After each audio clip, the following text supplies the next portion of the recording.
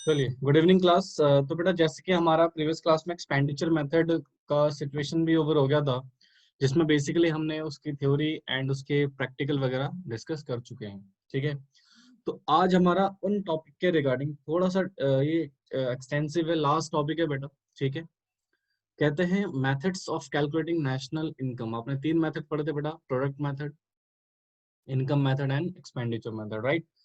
तो ये मेथड हम पढ़ चुके हैं बेटा, इनके क्वेश्चंस वगैरह सॉल्व कर चुके हैं। तो आज मैं आपको कुछ सिचुएशन पढ़ाऊंगा इन मेथड की प्रिकॉशंस।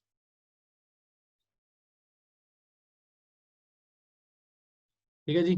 आज का जो टॉपिक है बेटा, इन मेथड्स का प्रिकॉशंस है। इसका मतलब क्या है सर? जब भी हम नेशनल इनकम में क्वेश्चंस वगैरह करेंगे राइट, तो नेशनल इनकम में किन चीज़ों को इंक्लूड करना चाहिए, किन चीज़ों को इंक्लूड करना चाहिए और किन चीज़ों को इंक्लूड नहीं करना चाहिए, वो चीज़ें हम डिस्कस करने वाले हैं। तो इसी को बोलते हैं बेटा प्रिकॉशंस, जो कि हमारा लास्ट टॉपिक है इस चैप्टर का। उसके बाद चैप्टर समाप्त हो जाएगा हमारा। ठीक है जी। तो मैं आपको प्रोडक्ट मेथड की प्रिकॉशंस कराऊंगा, इनकम मेथड की प्रिकॉशंस कराऊंगा, एक्सपेंडिचर मेथड की प्रिकॉशंस कराऊंगा। देखिए, मोस्ट इंपॉर्टेंट जो है हमारी वो आज की क्लास रहेगी, जिसमें मैं आपको प्रोडक्ट मेथड की प्रिकॉशंस वगैरह पढ़ाऊंगा। माइट भी आज की क्लास में बेटा सिर्फ प्रोडक्ट मेथड हो पाए, और बाकी ये दो बेटा नॉर्मल है। इसमें सिचुएशन ऑलमोस्ट सेम है प्रोडक्ट मेथड की तरह, बट दो तीन चीजें हैं जो डिफरेंस होंगी। बाकी 90% सारा सेम होगा बेटा, जो भी आप प्रोडक्ट मेथड में यहाँ पे डिस्कस करोगे। ठीक है, तो फटाफट से हेडिंग डालिए, प्रिकॉशंस रिगार्डिंग प्रोडक्ट मेथड। फटाफट से हेडिंग डालिए बेटा, precautions regarding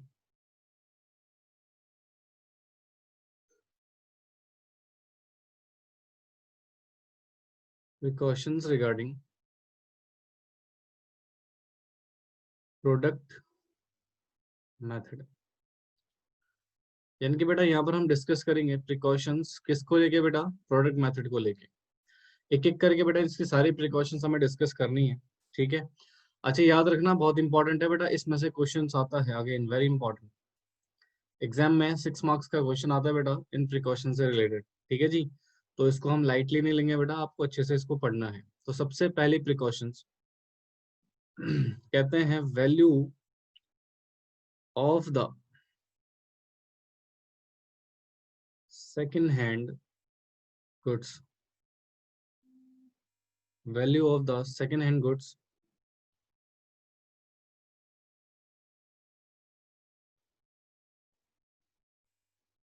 second hand goods is not accounted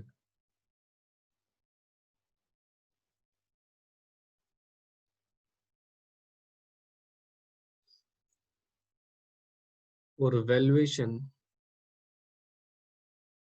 of national income,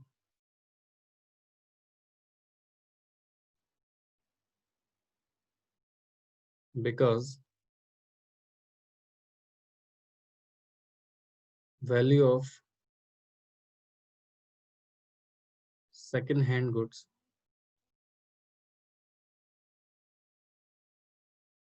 already accounted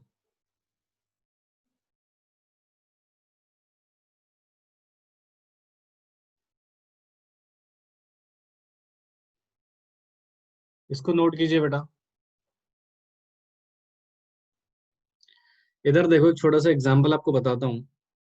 ठीक है, सो दैट ये आपको क्लियर हो जाएगा। जैसे मान लीजिए बेटा एक पर्सन है मिस्टर एक्स। बिल्कुल ध्यान से सुनिएगा प्लीज, ये एग्जांपल आपको समझ में आ जाएगा बेटा। ये परचेज करते हैं, बाय करते हैं बेटा एक कार फ्रॉम शोरूम। इसका मतलब सर, इन्होंने फर्स्ट हैंड गुड परचेज करा है, फर्स्ट हैंड गुड्स। ठीक है, और जब ये गुड्स परचेज करा गया होगा, देन डेफिनेटली इसकी वैल्यू को हमने ऐड कर दिया होगा नेशनल इनकम में। क्या कर देगा बेटा, नेशनल इनकम में इसकी वैल्यू क्या हो चुकी होगी, ऐड हो चुकी होगी। आपको अगर याद होगा तो मैंने एक सिचुएशन आपको बताई थी कि सर जो हमारी जितनी भी प्रोडक्शंस होती हैं, उन प्रोडक्शंस को हम नेशनल इनकम में ऐड करते हैं। तो कार प्रोड्यूस हुई, that is the first time sale हो रही है बेटा।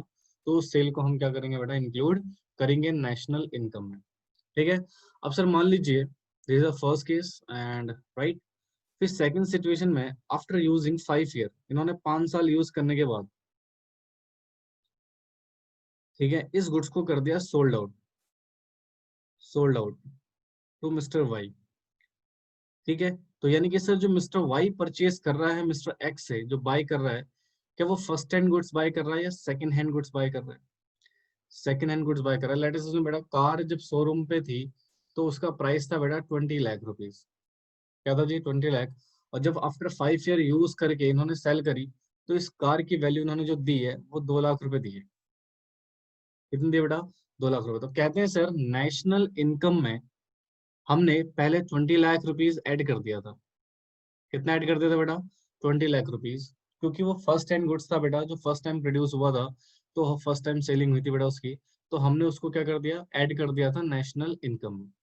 तो कहते हैं सर जब मिस्टर एक्स ने इस कार को सेकंड टाइम सेल करा है सेकंड हैंड गुड्स के तौर पे 2 लाख रुपए में, कि ये 2 लाख रुपए फर्दर हमें ऐड करने चाहिए।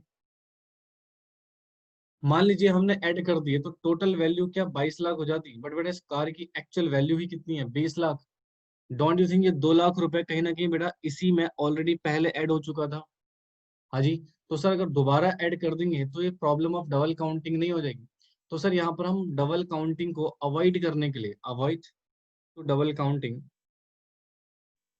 कि इकोनॉमी में डबल काउंटिंग ना हो, तो हम क्या करते हैं बच्चे, हम यहाँ पर सेकेंड हैंड गुड्स की वैल्यू को इंक्लूड नहीं करते। ठीक है ना? तो नेशनल इनकम में सेकेंड हैंड गुड्स को इंक्लूड इसलिए नहीं किया जाता बेटा, क्योंकि जब वो फर्स्ट हैंड होते हैं उस टाइम पे उनकी वैल्यू ऑलरेडी हम नेशनल इनकम में जोड़ देते हैं। और जब सेकेंड टाइम आप दोबारा जोड़ोगे बेटा, तो वो वैल्यू 2 बार काउंट हो जाएगी। ठीक है ना? तो ये 2 लाख रुपए ऑलरेडी नेशनल इनकम में ऐड था, दोबारा ऐड करके बेटा एक ही वैल्यू को हम 2 बार लिख लिया, तो इससे डबल काउंटिंग हो जाएगी। जबकि इकोनॉमिक्स में एक्चुअल वैल्यूएशन कितनी है बेटा? 20 लाख। और शो कितना हो गया after adding the second hand goods? 22 lakh. तो ultimately this is making the double counting problem. तो उस डबल काउंटिंग को अवॉइड करने के लिए बेटा बेसिकली हम क्या करते हैं बेटा, सेकंड हैंड गुड्स की वैल्यू को इंक्लूड नहीं करते। तो देखो क्या लिखा है, value of the second hand goods is not accounted for the valuation of national income. नहीं लिया जाता बेटा because value of second hand goods already accounted, पहले से इंक्लूड होती है बेटा, ये जो मैंने आपको एग्जांपल कराया इसके तौर पे। ठीक है जी। आई होप सो आपको समझ में आया हो बेटा, इसको फटाफट से नोट कर लीजिए एग्जाम्पल को। समझ आ गया सभी के? सेकंड पॉइंट सेकंड पॉइंट कराने से पहले बेटा उसकी थ्योरी लिखवाने से पहले एक छोटा सा एग्जाम्पल आपको कराता हूँ, सो दैट आपको कॉन्सेप्ट क्लियर हो जाए। इधर देखिएगा ध्यान से। मान लो बेटा ये पर्सन है मिस्टर एक्स, सेम एग्जाम्पल में कंटिन्यू कर रहा हूँ। ठीक है। इन्होंने एक कार परचेज करी थी, यानी कि सर हैविंग अ कार। ठीक है। इनके पास एक कार है। अब सर ये इस कार को वांट टू सेल, इस कार को बेचना चाहते हैं बेटा, सेल करना चाहते हैं, but he is unable to find a buyer. ठीक है, गुड बायर को फाइंड करने में अनेबल हो गए, तो इन्होंने किया कॉन्टैक्ट, कॉन्टैक्ट मिस्टर जेड से, जो कि बेटा एक एजेंट था, agent who basically dealing in sale and purchase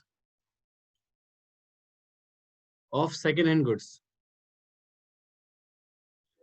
ये बेटा बेसिकली क्या करता है, सेकेंड हैंड गुड्स की सेल और परचेज में डील करता है। ठीक है। तो इसने फाइंड कर लिया एक पर्सन है मिस्टर वाई, जिसको सेकेंड हैंड गाड़ी चाहिए, want to buy second hand car. ठीक है, second hand car and second hand goods.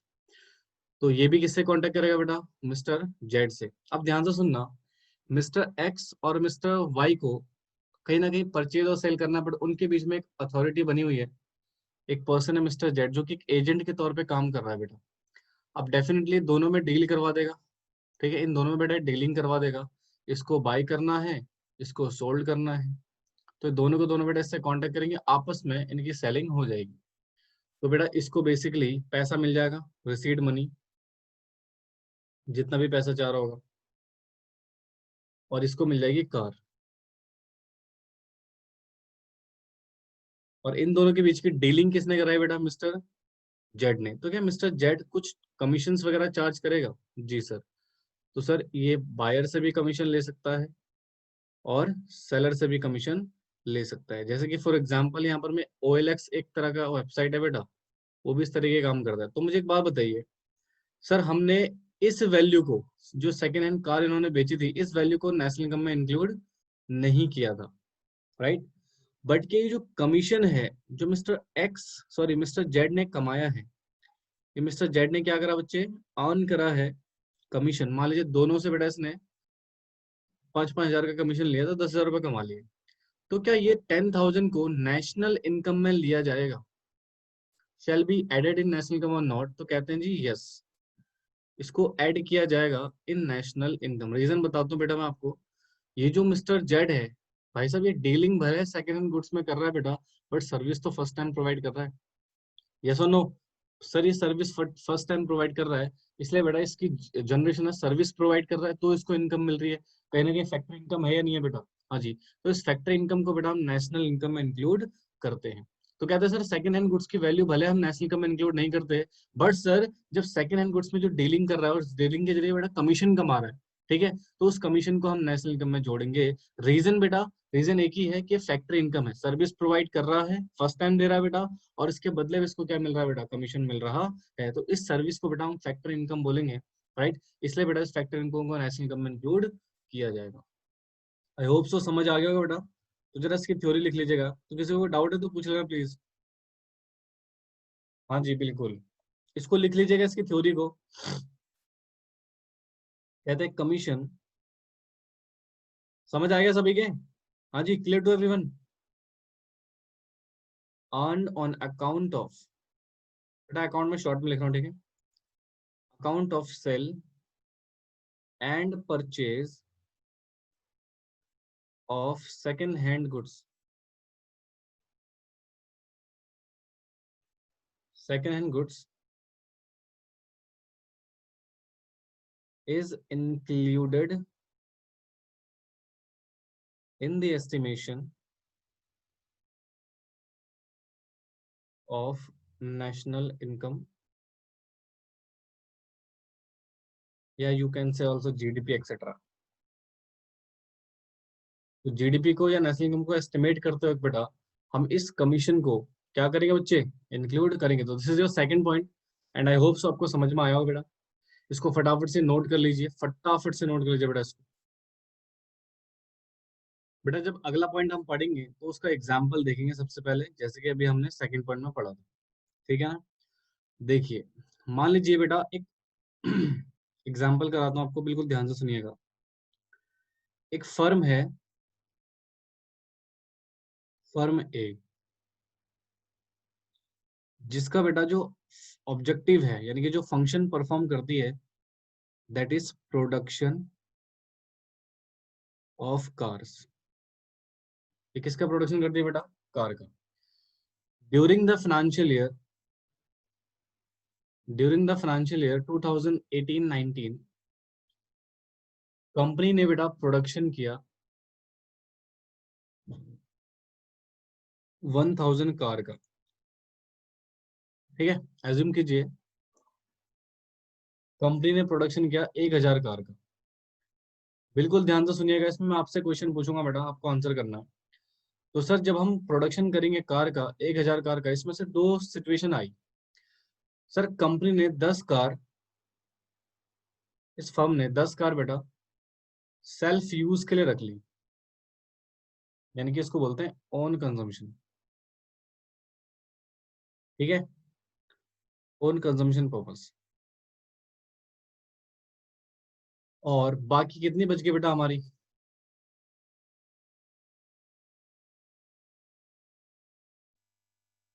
990 car. और इन कार को कंपनी ने मार्केट में सोल्ड आउट कर दिया। तो my question is that sir जब हम नेशनल इनकम में कार की वैल्यू लेंगे तो 10 कार की वैल्यू क्या नेशनल इनकम में इंक्लूड होगी? देखिए 1990, सॉरी 990 का वैल्यू तो नेशनल इनकम में इंक्लूड होगी। नेशनल इनकम या यू कैन सी जीडीपी। ठीक है, माय क्वेश्चन इज क्या इस वैल्यू को भी नेशनल इनकम में लिया जाएगा? हाँ जी, come on answer.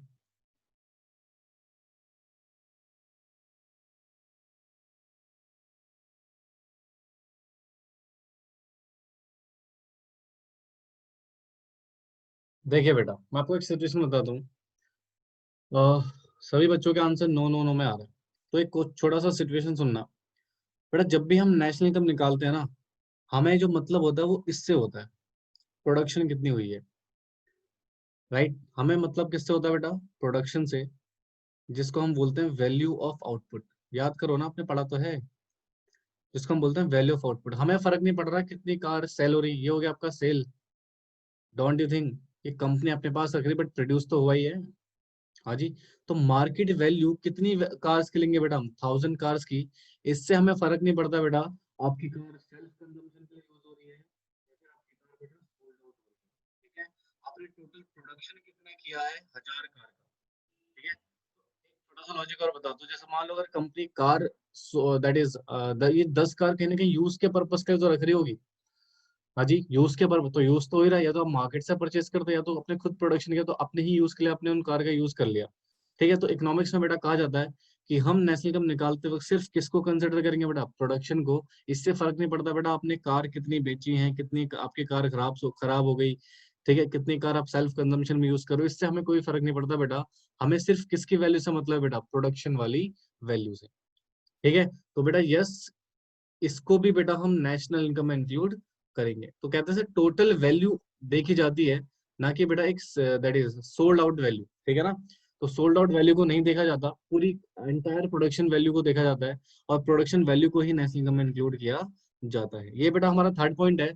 Third point कहता है कि भैया अगर आप खुद के लिए भी प्रोडक्शन कर रहे हैं तो उसको भी नेशनल इनकम में लिया जाएगा। ठीक है, क्योंकि अगर आप खुद के लिए प्रोडक्शन नहीं करते, डेफिनेटली कहीं ना कहीं बाहर से परचेस करते ना, तो कोई चीज अगर मार्केट में प्रोड्यूस हुई है, देन डेफिनेटली बेटा उस प्रोडक्शन को हम नेशनल इनकम में काउंट करेंगे। फिर इससे फर्क नहीं पड़ता आप उसको सोल्ड आउट कर रहे हो या आप उसका खुद के लिए यूज कर रहे हो। तो कहते हैं ओन अकाउंट, समझ आ गया सभी के? Own account production of goods of the producing unit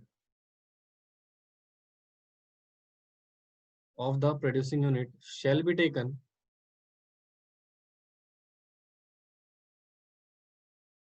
into national income या नेशनल इनकम या जीडीपी, वटेवर। ठीक है, तो सर जो ओन अकाउंट यानी कि खुद के लिए भी प्रोडक्शन किया जाता है, देखो own account production of goods of the producing unit. जो फर्म ए थी बेटा हमारी प्रोड्यूसिंग यूनिट है, और एक कार बेटा अगर खुद के लिए भी प्रोड्यूस कर रही है, तो उसकी वैल्यू भी हम नेशनल इनकम में कंसिडर करेंगे, क्योंकि हमें मतलब प्रोडक्शन से बेटा, उसके यूसेज से नहीं, कि आप यूसेज सेल कर रहे हो, राइट, अपने पर्पस के लिए रख रहे हो, उससे कोई फर्क नहीं पड़ता। आपने टोटल प्रोडक्शन जो करा है वो पूरा का पूरा नेशनल इनकम में कंसिडर किया जाएगा।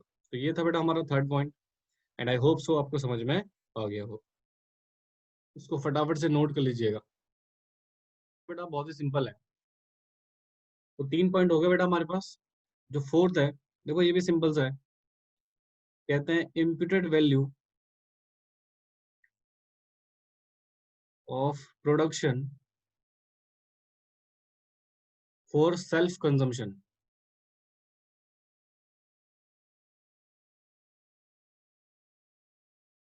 Self consumption is taken into account. Same situation है बेटा यहाँ पर, बट कंजम्पशन की बात हो रही है। देखो जैसे मान लो एग्जांपल, एक फार्मर है।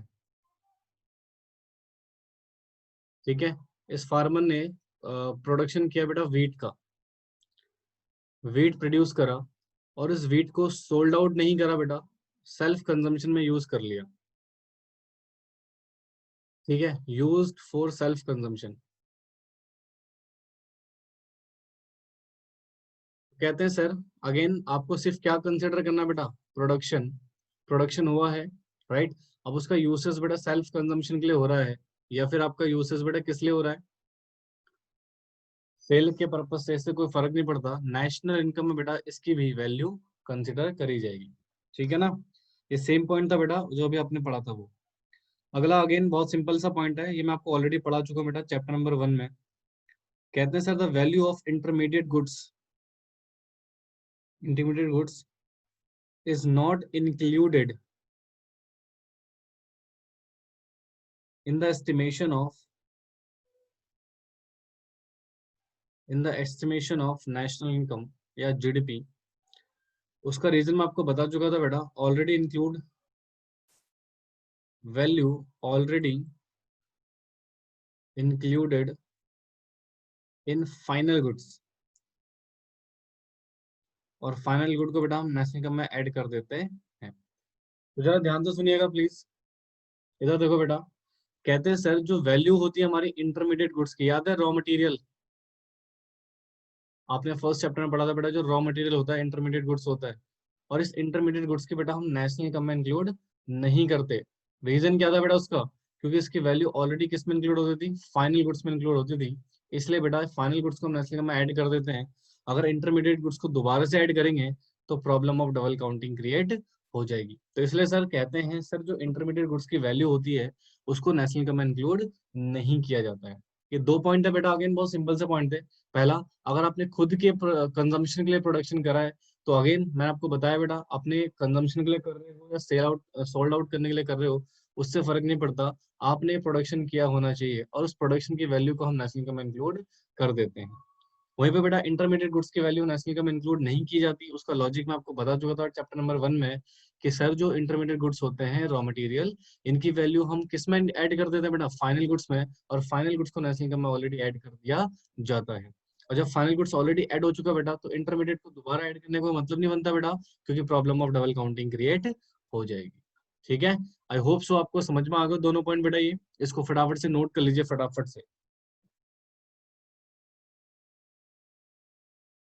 6 पॉइंट में सबसे पहले एक एग्जांपल आपको कराता हूँ, ध्यान से सुनिएगा। Example clear, then concept clear. Mister Y sir ये ओनर हैं 3 हाउस के, 3 घरों के मालिक हैं।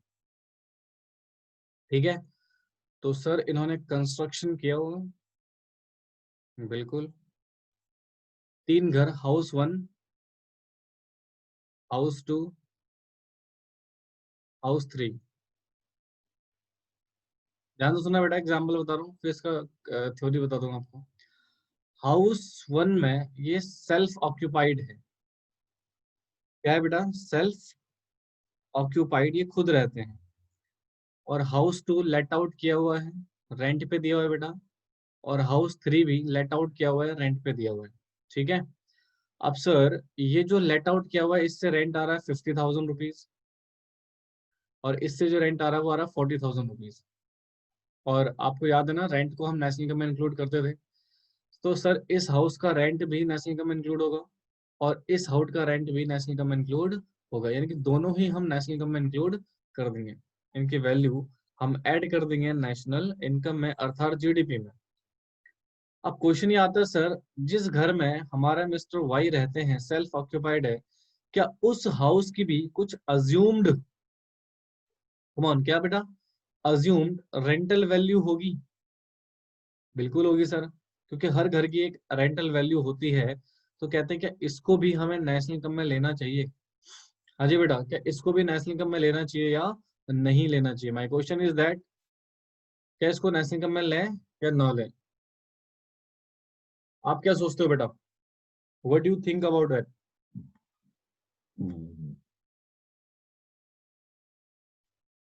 बोलो भाई। One answer I received, that is no. Second answer also no.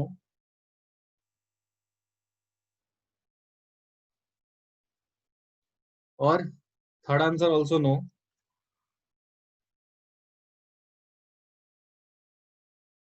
अब जरा ध्यान से सुनिएगा, बाकी नलायक को बोल लिया करो। सर अब जरा ध्यान सुनना, आपको फोकस किस पे रखना है बेटा, कंस्ट्रक्शन पे।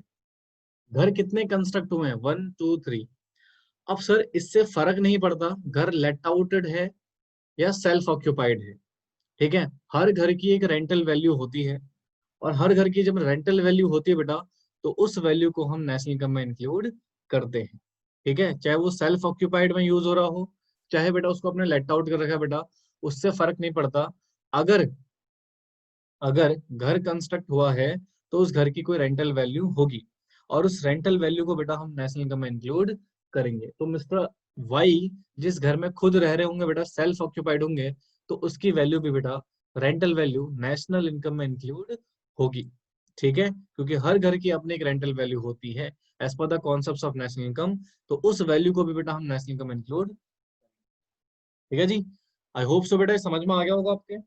तो फटाफट से यहाँ पे इसकी थ्योरी लिखवा देता हूँ आपको मैं, इसकी थ्योरी लिख लीजिएगा। तो कहते हैं imputed rent on the owner occupied house is to be taken into national income। तो इसको नेशनल इनकम में रिकॉर्ड किया जाएगा बेटा, अर्थात जीडीपी में। ठीक है,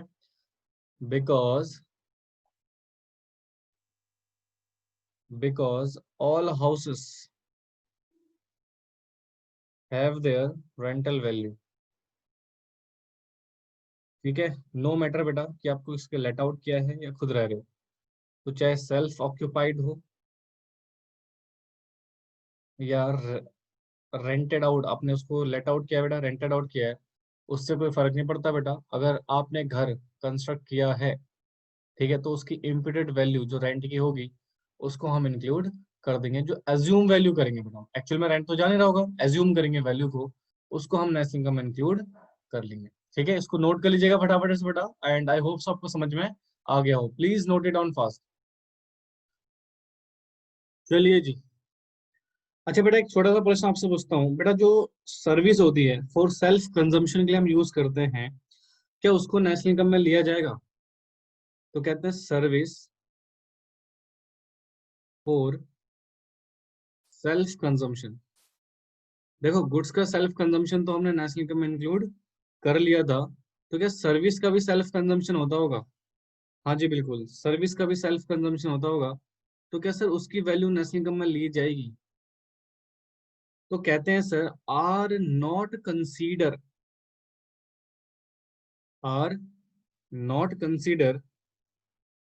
while estimating while estimating national income या जीडीपी। रीजन बता दो बेटा इसका कि सर आपने प्रोडक्शन की वैल्यू तो ले ली थी, आपने गुड्स की सेल्फ कंजम्पशन की वैल्यू तो ले ली थी बेटा, क्योंकि बेटा वहां पर पॉसिबल था कि हम उसकी मार्केट वैल्यू निकाल सकते थे। तो यहाँ पर बेटा डिफिकल्ट होता है उस सर्विस की मार्केट वैल्यू को एस्टिमेट करना, इसलिए बेटा हम सर्विस की जो सेल्फ कंजम्पशन होता है उसको दैट इज इंक्लूड नहीं करते हैं। तो कहते हैं सर जो डिफिकल्ट टू एस्टिमेट, सॉरी एक सेकेंड है, difficult to estimate their value. अब जैसे बेटा फॉर एग्जांपल, एक छोटा सा एग्जांपल यहाँ पे देता हूँ आपको मैं। Service provided by housewife. जो बेटा हाउस वाइफ्स होती हैं, वो जो आपको सर्विस प्रोवाइड कर रही है घर पे, क्या उस वैल्यू को हम कंसीडर कर सकते हैं क्या बेटा? सर्विस की वैल्यू को मार्केट वैल्यू निकाल सकते हैं क्या? Is it possible? तो सर वो थोड़ा डिफिकल्ट होता है उसकी वैल्यू को एस्टिमेट करना, निकालना पॉसिबल नहीं होता बेटा। इसलिए जो सर्विस यूज हो रही है बेटा सेल्फ कंजम्पशन में, उसकी वैल्यू को नेशनल इनकम में इंक्लूड नहीं किया जाता। ठीक है जी, क्लियर हुआ बेटा?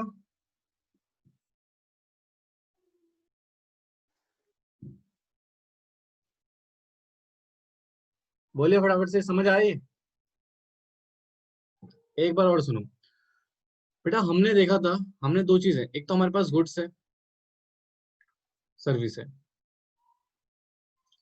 बेटा जो गुड्स है उसकी मार्केट वैल्यू हमें पता होती है एग्जैक्ट, कोई डिफिकल्टी नहीं है बेटा। मान लो किसी कंपनी ने पेन प्रोड्यूस करा, ठीक है, तो उस पेन की वैल्यू पहले से डिटरमाइन कर लेता 10, ठीक है, अब अगर वो उसका सेल्फ कंजम्पशन में यूज करे या फिर वो उसको सोल्ड आउट करे तो हमें इससे कोई फर्क ही नहीं पड़ता बेटा, उसके टोटल प्रोडक्शन को हम कंसिडर कर लेते हैं, चाहे वो सेल्फ कंजम्पशन में ही क्यों ना यूज हो रहा हो।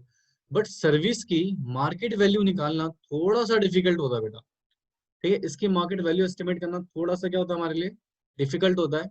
तो सर इसलिए हम क्या करते हैं, इस वैल्यू को नेशनल इनकम में इंक्लूड नहीं करते। अब जैसे फॉर एग्जांपल एक हाउस वाइफ है बेटा जो घर में सर्विस प्रोवाइड कर रही है, ठीक है, तो उस वैल्यू को कैसे कंसिडर करेंगे आप, ठीक है, वो डिफिकल्ट होता है बेटा वैल्यू को कंसिडर करना।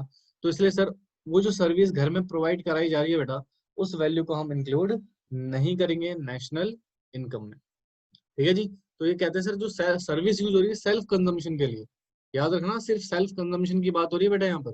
कोई पर्सन जॉब कर रहा है और उसको पैसे मिल रहे हैं तो फिर वो सेल्फ कंजम्पशन के लिए सर्विस नहीं दे रहा है, वो मार्केट में वैल्यूएशन के लिए सर्विस दे रहा है बेटा, कुछ रिटर्न के लिए सर्विस दे रहा है, तो वो अलग चीज है। हम किसकी बात कर रहे हैं, सर्विस फॉर सेल्फ कंजम्पशन।